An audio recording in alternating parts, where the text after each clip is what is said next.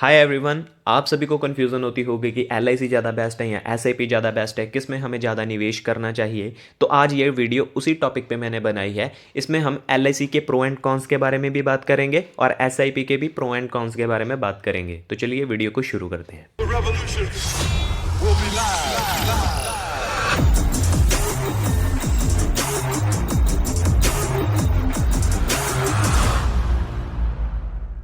हाँ जी, तो सबसे पहले हम बात करते हैं एलआईसी के बारे में। इसमें अगर आप मंथली 5,000 देते हो और एक टेन्योर हम सेट कर लेते हैं 15 साल का। टेन्योर मतलब इसका लॉक इन पीरियड होता है, 15 साल का लॉक इन पीरियड होता है। इससे पहले अगर आप पैसे निकलवाते हो तो आपको पेनल्टी पड़ेगी, आपको थोड़े कम पैसे मिलेंगे। अगर 5,000 दे रहे हो और 15 साल का हमारा टेन्योर है तो आपको 9 लाख देना पड़ेगा। ठीक है, 9 लाख देना पड़ेगा। 9 लाख की हमारी इन्वेस्टमेंट होगी, उस पर हमें इंटरेस्ट जो मिलेगा वो है 5 से 6% का मिलेगा। तो मेच्योरिटी वैल्यू पे हमें 15 साल के बाद 11.5 से लेकर 12 लाख तक का हमें मिल जाएगा। ठीक है, इसमें रिस्क काफ़ी लो होता है और हमें एक और बेनिफिट मिल जाती है कि जैसे एटीसी के अंडर आती है तो ये टैक्स फ्री होती है। ठीक है, और इसका डिसएडवांटेज ये था कि ये लॉक इन पीरियड होता है, इससे पहले अगर निकलवाओगे तो आपको मैंने जो पहले ही बताया है। ठीक है, और इसमें और एक एडवांटेज ये ऐड हो जाता है कि अगर बाय आप पैसे अभी दे ही रहे हो और पहले ही आपकी डेथ हो जाती है या कोई एक्सीडेंटल चीज़ हो जाती है आप पे, भगवान ना करे तो ये आपको क्लेम दे देते हैं। ठीक है, जो कि एसआईपी में नहीं होता। तो अब आ जाते हैं हम एसआईपी पे।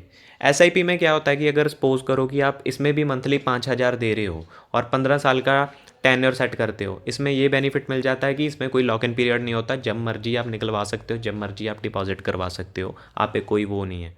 ठीक है, इसमें भी आपने 15 साल किए तो 9 लाख जमा हो गए और इस पे इंटरेस्ट जो मिल जाता है कम से कम 12% का मिल जाता है। और इसमें ये भी एक एडवांटेज है एसआईपी में कि इस पे ब्याज लगता है, मतलब कि इंटरेस्ट पे इंटरेस्ट लगना शुरू हो जाता है कुछ टाइम पीरियड के बाद। जब प्रिंसिपल पे नहीं अकेला लगता, ब्याज पे ब्याज लगता है।